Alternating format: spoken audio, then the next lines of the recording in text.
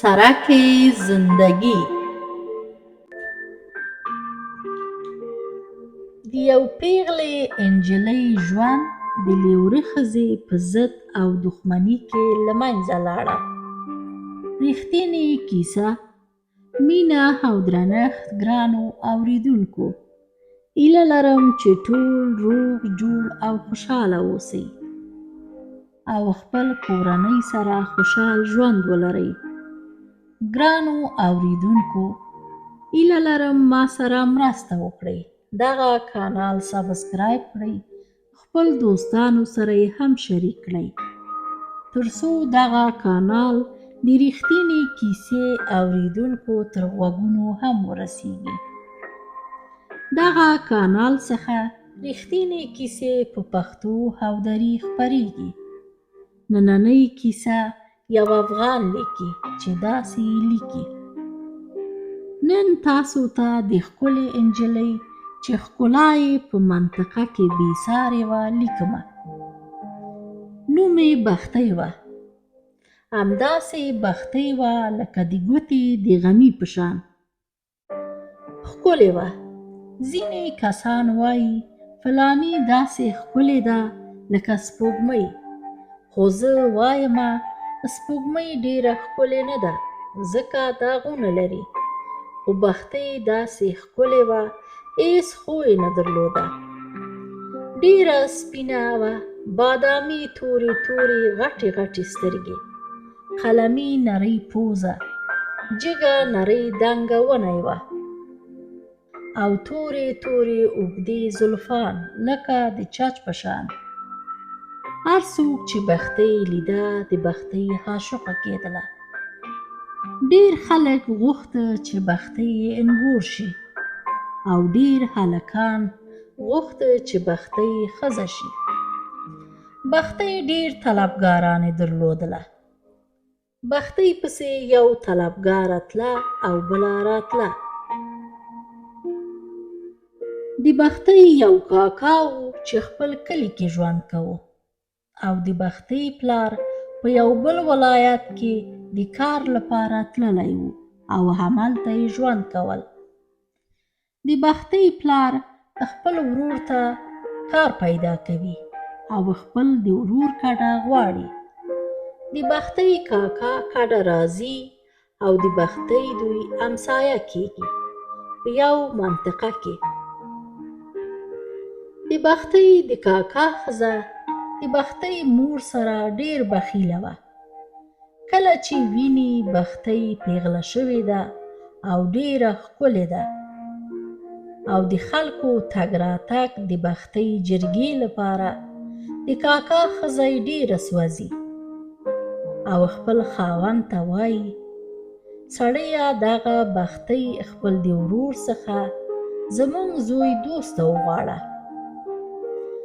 دوست د بختۍ د کاکا زوی و چې یو چرسي قمارباز هلک و. عربستان کې ژوند کوه. کاکا یې وایي سمه ده او خپل ورور ته وایي: لاله بختو راکړه زما زوی دوست ته.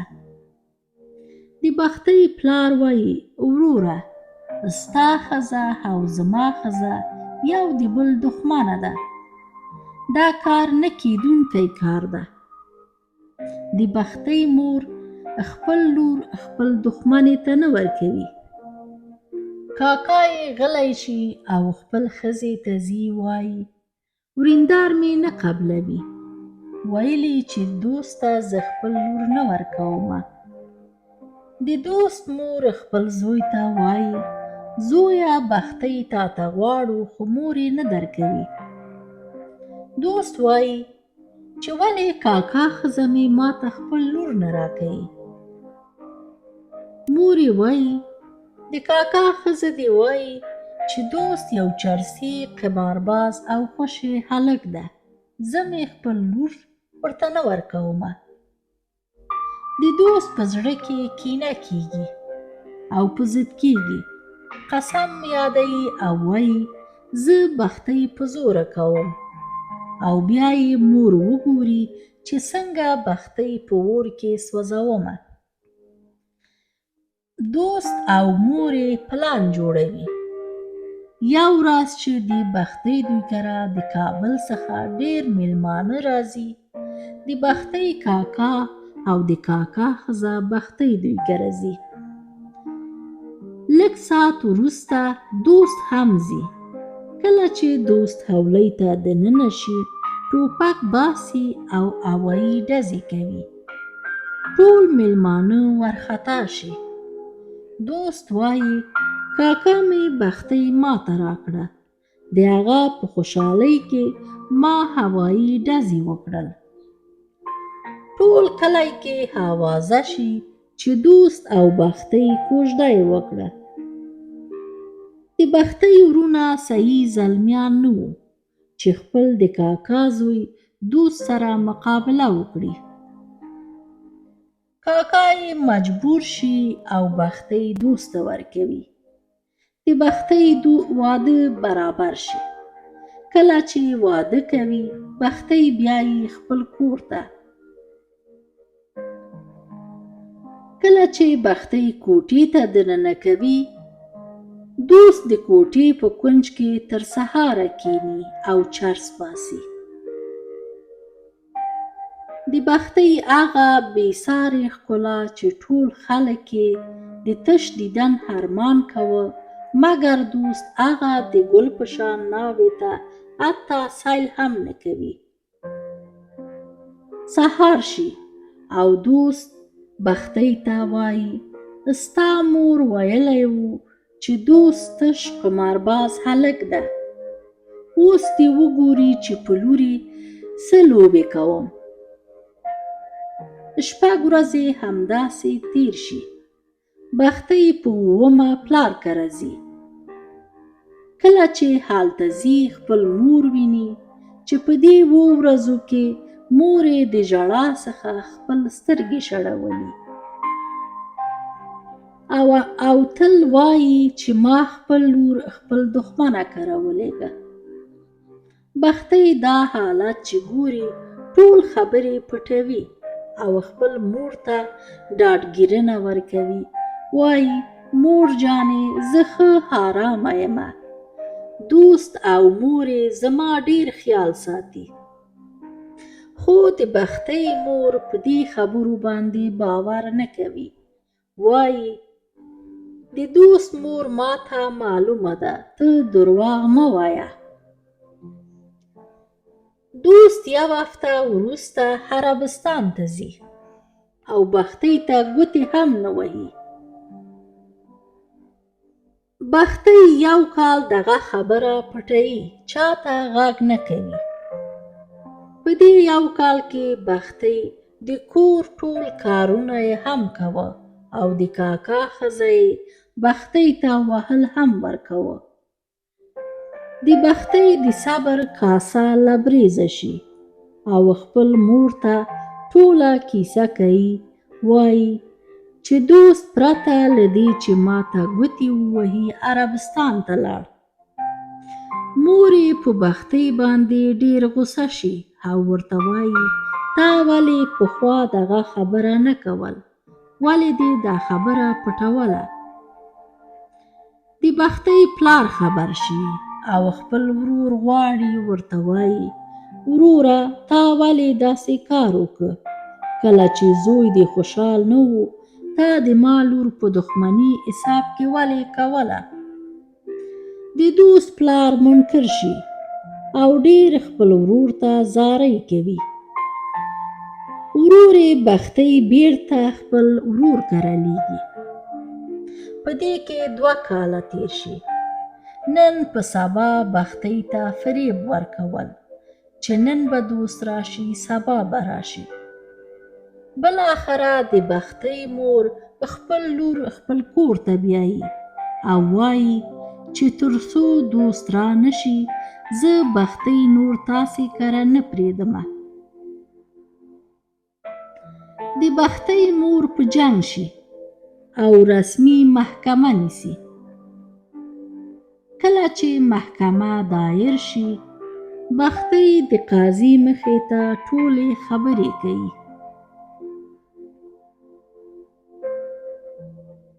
او قاضي ته داسې وایي چې خاوند مې ماته نه دی کتلی، وروسته له واده ما سره حتی یو ورځ خبرې هم نه دي کړي. محکمه د بختۍ د خبرو ثابتولو لپاره امر کوي چې باید بختۍ طبي معاینات وشي ترڅو د بختۍ خبرې ثابتې شي. د محکمې فیصله بله محکمې ته پاتې کیږي او بختۍ ډاکټر ته لاړه شي. پس له معایناتو ډاکټران نتیجه ورکوي چې لا د دې د پیغلتوب پرده شته، یعنې څوک ورته نه دی نږدې سوی. هلته دوست عربستان کې پوهیږي چې ما خو بختۍ ته ګوتې نه دي وهلي. که دغه راپور محکمې ته ورسیږي قاضي طلاق امضا کوي. دوست له عربستان څخه زر وطن ته راشي او د بختۍ د کور ته لاړه شي. بختۍ ته ډېر عاجزانه وینا کوي او وایي اوس وروسته له ډېر فکر کولو څخه مې تصمیم ونیو چې راشم وطن ته، خپل ژوند او ستا ژوند جوړ کړم. نور د خلکو د خبرو پسې نه ګرځم. تیر په هیر شي، هغه تیر وختونه درته نشم درکولی، مګر وعده کوم چې راتلونکی درته ډېر خوشحالیانې درکړم. دوست بختۍ ته ډېر وژاړي. بختۍ ډېر مهربانه زړه درلوده. د دوست په ژړاګانې ولمسېږي. بختۍ ډېره مهربانه او ډېر نری زړه یې درلودله. بختۍ ورسره ولاړه شي. کله چې شپه سي دوست او بختۍ خپل د خوب کوټې ته ځي او یو بل ته ګیلې کوي. دوست له جای څخه جګیږي او بالښت د بختۍ په خوله باندې ږدي. بختۍ خفه کوي. بختۍ مړه شي د واده په بستره کې. دوست ګوري چې بختۍ مړه شوه، دروازه غلی خوسې کوي او تښتي. سهار شي، څوک د ناوې دروازه نه خوشې کوي. فکر کوي چې وروسته بختۍ او دوست به ووځي. 10 بجې کېږي، بختۍ او دوست له کوټې څخه نه وځي. د بختۍ مور د سهار چای لپاره لږ حلوا او کوفته پخوي او خپل د لور په لاس کې ورکوي. ورته وایي دغه دې خور ته یوسه. د بختۍ خور راشي، ګوري ټول په کوټه کې شته، یوازې بختۍ نشته. پوښتنه کوي چې بختۍ لا ویده ده؟ ټول ورته وایي هو بختۍ لا ویده ده. د بختۍ خور ځي او دروازه ټک ټک وهي. بختۍ غږ نه کوي. چې کله خور یې دروازه لږ ټیل وهي ګوري دروازه خلاصه ده. دننه کېږي، ګوري بختۍ په تخت باندې سیده ویده ده او دوست نشته. د بختۍ مخ په کمپله باندې پټ ده. خور یې غږ کوي خو بختۍ جواب نه ورکوي. خور یې کمپله د بختۍ له مخې لرې کوي. ګوري چې بختۍ توره اوښتی. خور یې چیغې وهي چې اله بختۍ مړه شوې ده.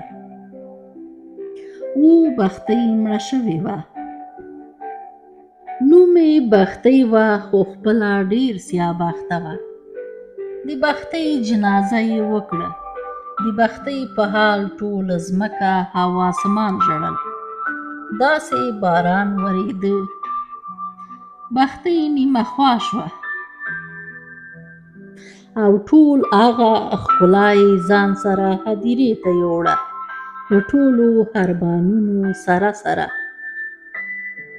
وروسته له هغه دوست مړی او ژوندی ورک شو تر نننۍ ورځې پورې. دوست مور د خپل د لیوره ښځې ځورولو لپاره خپل د زوی عمر یې هم خراب کړل. د بختۍ قاتله هم شوه. د یو لیورزی بدبخته کولو لپاره دومره مصیبتونه یې په خپل زوی باندې راوستل. دغه و د توربختې بختۍ د ژوند کیسه. ګرانو اوریدونکو، دغه کانال سبسکرایب کړئ او خپل ملګرو دوستانو سره یې هم شریک کړئ. تر بل داستان تاسې په پاک او مهربان رب سپارم. الله مو مل شه.